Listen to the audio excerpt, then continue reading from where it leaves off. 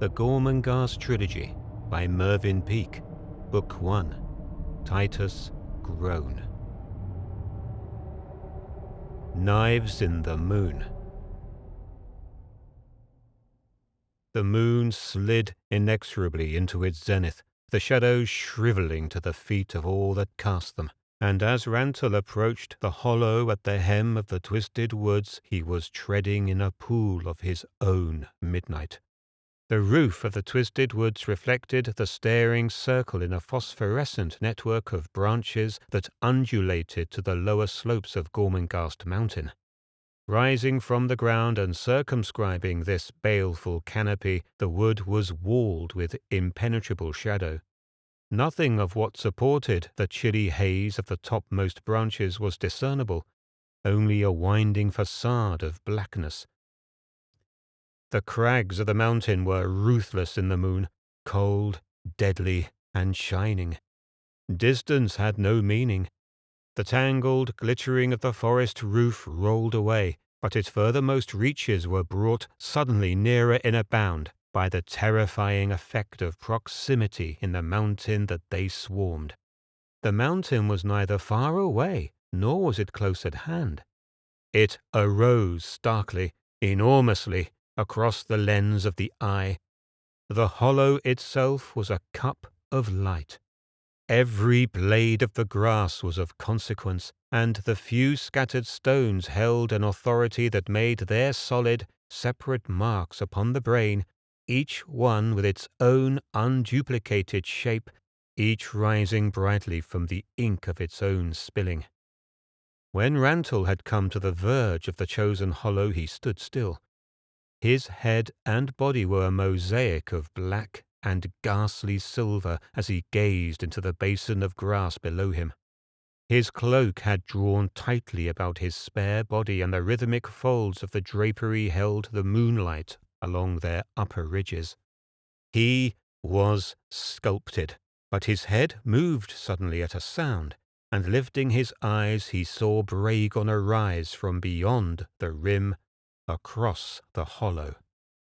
They descended together, and when they had come to the level ground they unfastened their cloaks, removed their heavy shoes, and stripped themselves naked. Rantel flung his clothes away to the sloping grass. Bragon folded his coarse garments and laid them across a boulder. He saw that Rantel was feeling the edge of his blade, which danced in the moonlight like a splinter of glass. They said nothing. They tested the slippery grass with their naked feet. Then they turned to one another.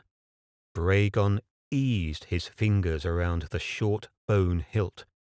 Neither could see the expression in the other's face, for their features were lost in the shadows of their brows, and only their tangled hair held the light. They crouched and began to move, the distance closing between them, the muscles winding across their backs. With Kedar for heart's reason, they circled, they closed, they feinted, their blades parrying the thrusts of the knife by sudden cross movements of their forearms.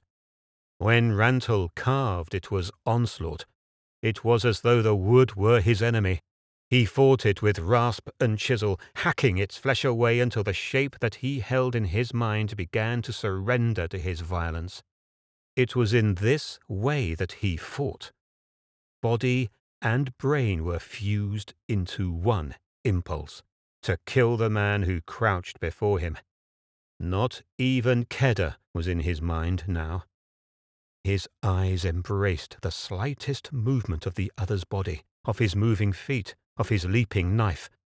He saw that around Bragon's left arm a line of blood was winding from a gash in the shoulder.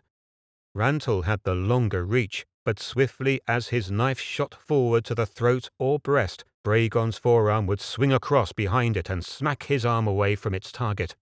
Then at the impact, Rantel would spin out of range, and again they would circle and close in upon one another, their shoulders and arms gleaming in the unearthly brilliance. As Bragon fought, he wondered where Kedar was. He wondered whether there could ever be happiness for her after himself or Rantel had been killed, that she was the wife of a murderer, whether to fight were not to escape from some limpid truth. Kedda came vividly before his eyes, and yet his body worked with mechanical brilliance, warding off the savage blade and attacking his assailant with a series of quick thrusts, drawing blood from Rantul's side. As the figure moved before him, he followed the muscles as they wove beneath the skin. He was not only fighting with an assailant who was waiting for that split second in which to strike him dead, but he was stabbing at a masterpiece, at sculpture that leapt and weaved, at a marvel of inky shadow and silver light. A great wave of nausea surged through him, and his knife felt putrid in his hand. His body went on fighting. The grass was blotched with the impression of their feet.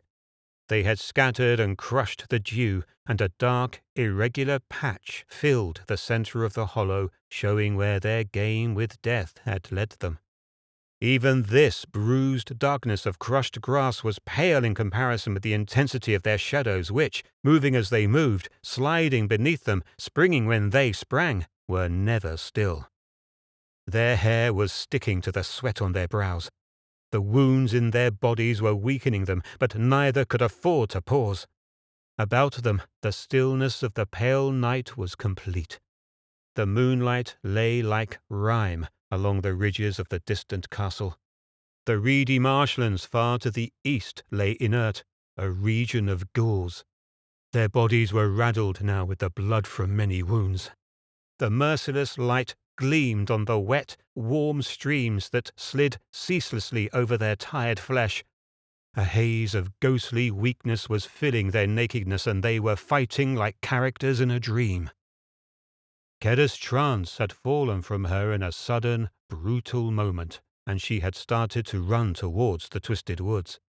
Through the great phosphorescent night, cloakless, her hair unfastening as she climbed, she came at last to the incline that led to the lip of the hollow. Her pain mounted as she ran. The strange, unworldly strength had died in her. The glory was gone. Only an agony of fear was with her now. As she climbed to the ridge of the hollow, she could hear so small a sound in the enormous night, the panting of the men, and her heart for a moment lifted, for they were alive. With a bound, she reached the brow of the slope and saw them crouching and moving in moonlight below her. The cry in her throat was choked as she saw the blood upon them, and she sank to her knees. Bragon had seen her, and his tired arms rang with a sudden strength. With a flash of his left arm, he whirled Rantul's daggered hand away, and springing after him as swiftly as though he were a part of his foe, he plunged his knife into the shadowy breast. As he struck, he withdrew the dagger, and as Rantul sank to the ground, Bragon flung his weapon away. He did not turn to Kedda. He stood motionless, his hands at his head. Kedda could feel no grief. The corners of her mouth lifted. The time for horror was not yet. This was not real, yet. She saw Rantul raise himself upon his left arm. He groped for his dagger and felt it beside him in the dew. His life was pouring from the wound in his breast. Kedda watched him as, summoning into his right arm what strength remained in his whole body, he sent the dagger running through the air with a sudden, awkward movement of his arm. It found its mark in a statue's throat.